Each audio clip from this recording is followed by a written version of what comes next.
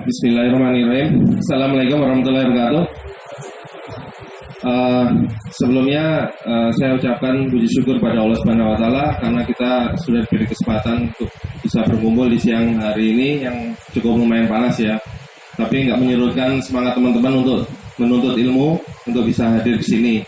Sebelumnya saya mengucapkan terima kasih juga banget atas antusiasme teman-teman yang bahkan banyak yang dari luar kota juga untuk datang sini untuk sama-sama menimba ilmu di acara Jogja Creators Meetup yang ke-8. Oke. Di tema kali ini kita akan mengusung bagaimana kita bisa mengoptimalkan portfolio kita yang ada di Dribbble atau di Behance. Seperti yang teman-teman tahu, kedua situs itu adalah situs portfolio bagi desainer khususnya untuk menampilkan atau showcase karya-karya. Dan karya-karya itu adalah bisa dibilang sebagai amunisi kita ya sebagai desainer untuk nanti itu menjadi ajang apa ya istilahnya itu jualan kita mau jualan apa. Nah, portfolio itulah adalah barang-barang yang kita jual gitu. Dan itu nanti akan menarik klien sehingga nanti klien akan bisa menghubungi kita. Nah, pertanyaannya selama ini teman-teman udah pada pasang portfolio di situ, udah efektif belum? Udah banyak yang hubungin belum? Udah dapat banyak project belum? Udah seberapa banyak tawaran-tawaran yang masuk dan seterusnya. Nah, di acara kali ini kita mau membahas itu bagaimana supaya akun-akun Behance atau portfolio teman-teman sekalian ini nggak hanya sekedar cuman buat gaya-gayaan ya kalau bisa dibilang. Jadi ini akun Dribbble saya dikirim gitu, tapi dilihat ternyata kok sepi follower, sepi like segala macam. Nah, di sini kita mau membahas itu di sesi 1. Kita akan narasumber kita dari Mas Viko, itu beliau adalah founder dari OWW Studio, One Week Wonder. Itu bisa dikepo di Dribbble, OWW Studio sama Planting Studio. Keduanya sebenarnya studionya mirip-mirip, fokusnya di UI UX. Cuman kalau di Planting mereka lebih banyak ke animasi ya, ke motion graphic. Kalau untuk yang di OWW dia lebih banyak ke UI UX sama ilustrasi. Oke, mungkin biar lebih cepat, lebih singkat aja kita langsung ke panggil Mas Viko. Waktu dan tempat kita persilahkan. Moga Mas, tepuk tangan dulu Mas.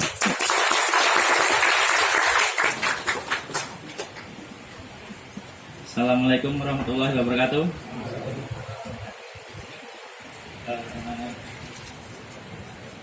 Antusiasnya banyak banget ini, alhamdulillah. Nama saya Viko Rizky Junanto, saya dari One Week Wonders serta Planting Studio. Sebenarnya di sini agak grogi nih, banyak.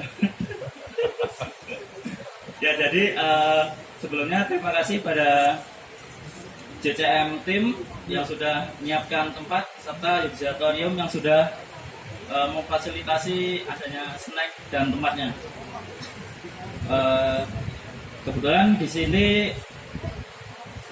episode ke-8 Jogja Creator Meetup kita bakal bahas bagaimana sih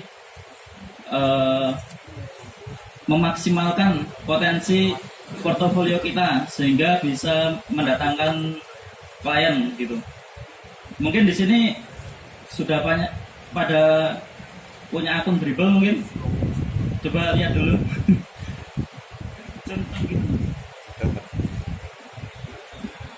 Ya, oh ya nggak apa-apa. Mungkin malu-malu, mungkin next. Ya. Ya, ini profil saya.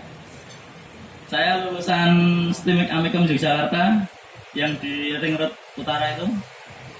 Ya, pekerjaan di One Week Wonders setelah Planting Studio. Waktu saya sih lebih ke visual designer gitu. Mungkin yang belum kenal Dribbble itu yang goyang-goyang. Ya, sosmednya desainer lah. Jadi kita di sana bisa ngupload video, memamerkan lah pada calon klien sehingga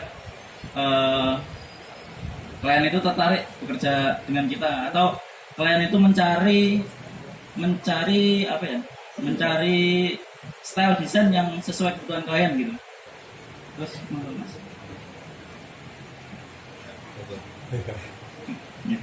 Ya, dribble sendiri diadaptasi dari sebuah gerakan dari permainan basket. Jadi istilah-istilah di dribble itu sendiri banyak yang adopsi dari permainan basket kayak shoot gitu.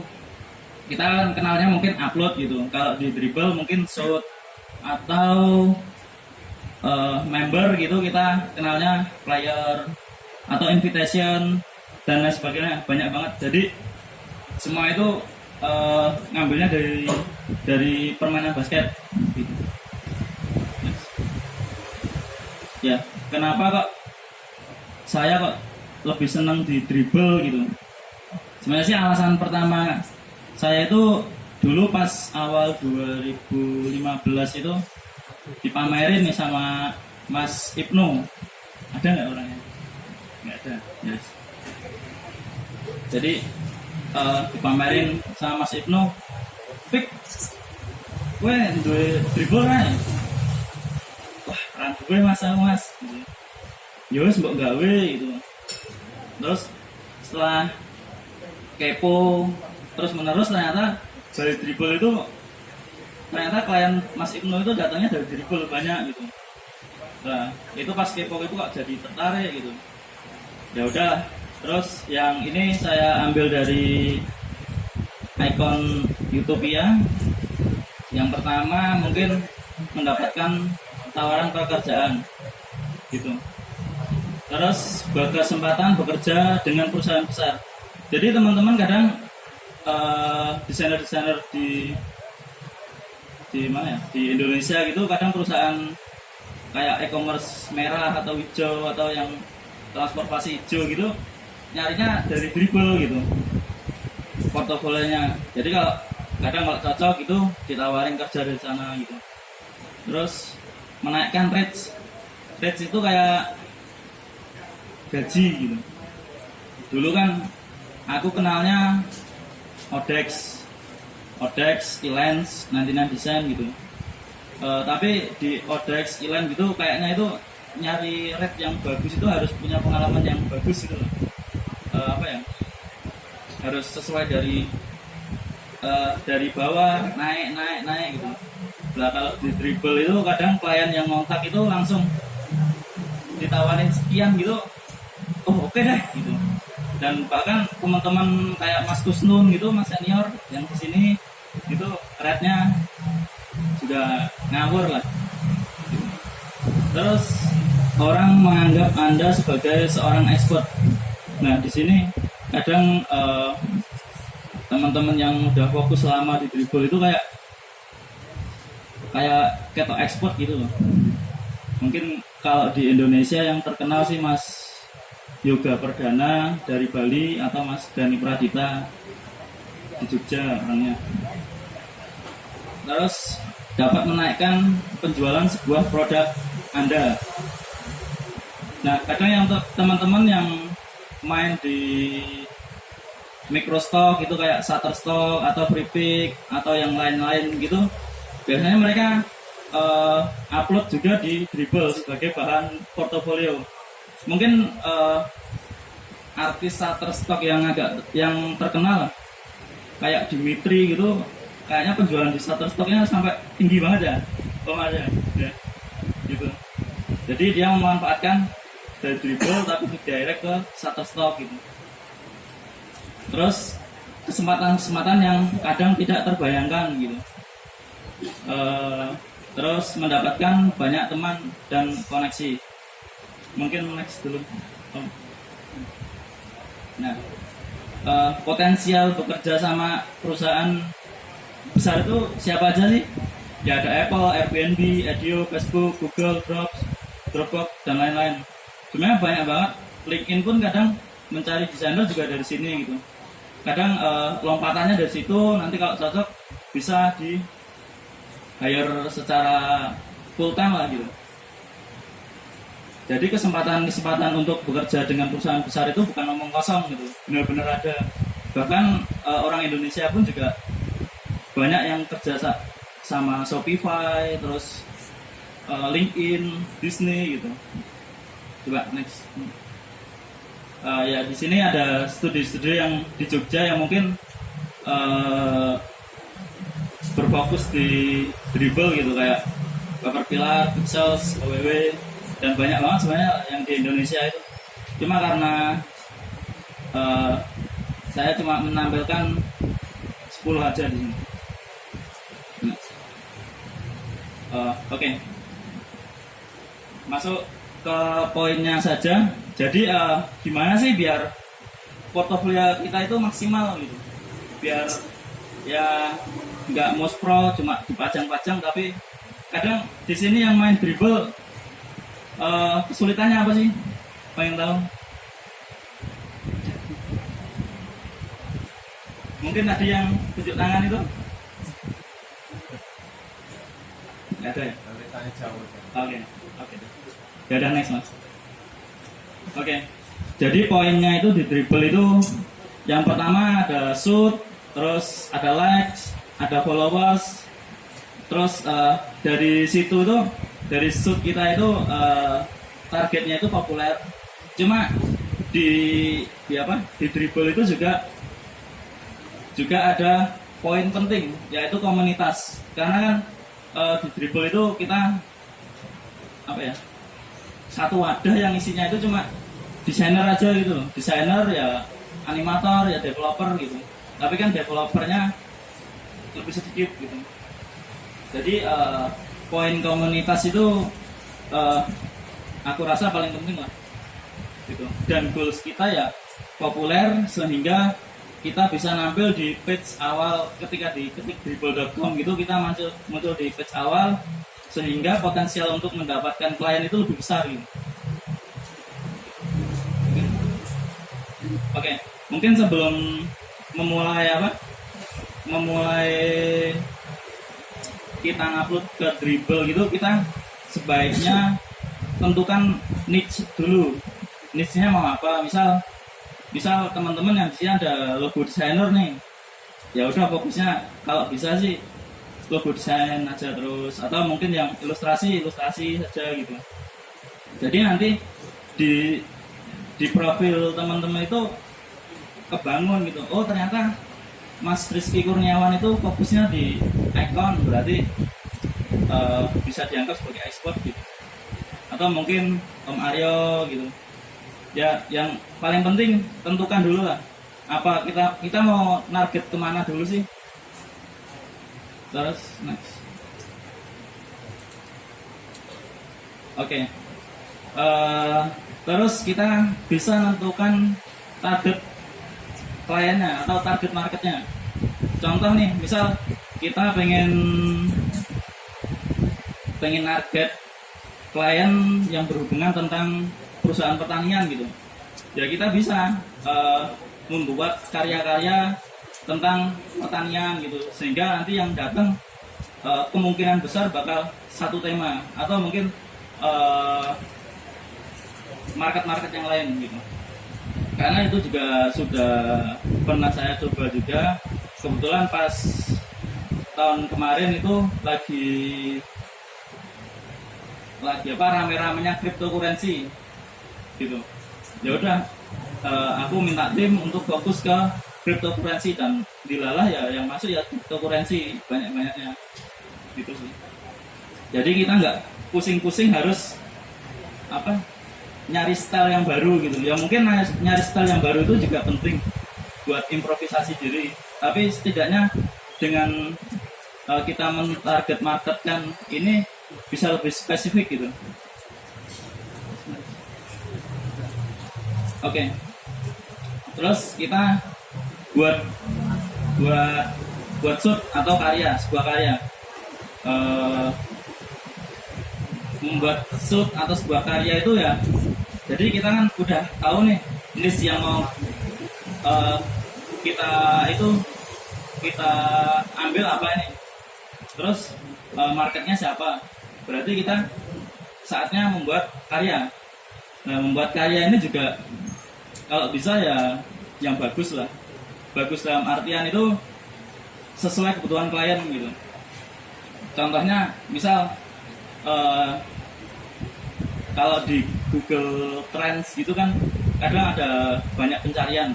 Misal kita pilih apa menu pertanian gitu, mungkin yang muncul juga ada tren-tren topiknya lah. Nah, kita bisa ngambil dari situ gitu. Terus untuk shoot, untuk ribbon kita juga bisa memanfaatkan ribbon. Jadi ribbon itu misal Mas Aryo ngupload sebuah desain gitu. Terus kita coba membuat sebuah desain yang satu tema, tapi kita bales gitu. Kayak apa ya? Kayak kita mengomentari tapi membalasnya dengan desain juga, dengan karya. Nah, nanti orang lain pasti juga bakal ikut juga. Nah, itu semakin banyak yang ikut ribbon gitu, nanti keuntungan kita bakal masuk ke page playoff. Page playoff itu masuk di salah satu menu di Dribble. Itu juga bisa ningkatin apa? Kesempatan untuk mendapatkan klien juga. Terus mungkin next. Belum diupdate. Oh, belum diupdate. Ya udah nggak apa. Oke. Jadi terus untuk shoot sendiri mungkin teman-teman yang belum pernah mengupload sebuah karya di Dribble, sebaiknya untuk yang debut shoot itu, jadi debut shoot itu shoot pertama yang bakal kita upload di Dribble itu sendiri. Sebaiknya kita dengan karya yang maksimal gitu lah. Jadi kan sebenarnya kita ini player nih, Nah, kita pengen main di sebuah tim. Kalau di sepak bola kita, misal Ronaldo debutnya itu kan pasti banyak yang nyorot media. Nah, sebaiknya kita juga mengadopsi dari situ gitu, sehingga banyak yang attention sama karya kita gitu.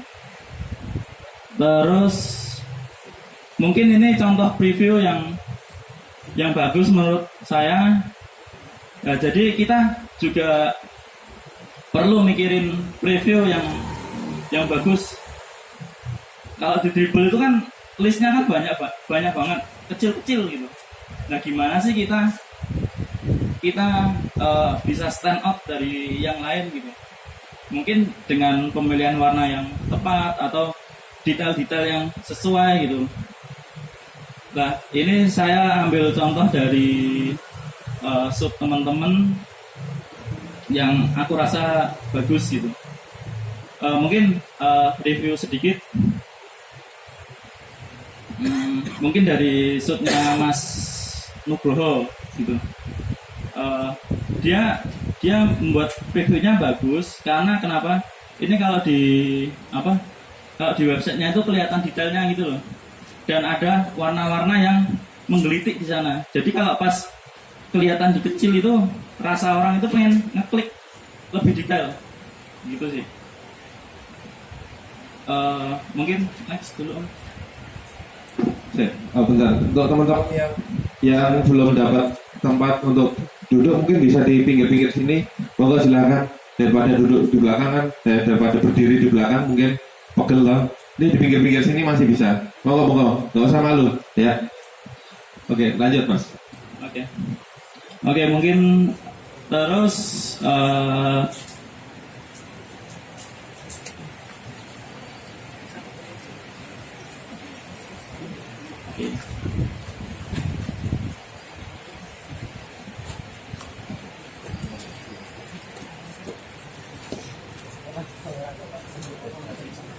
terus saya lanjutkan dulu.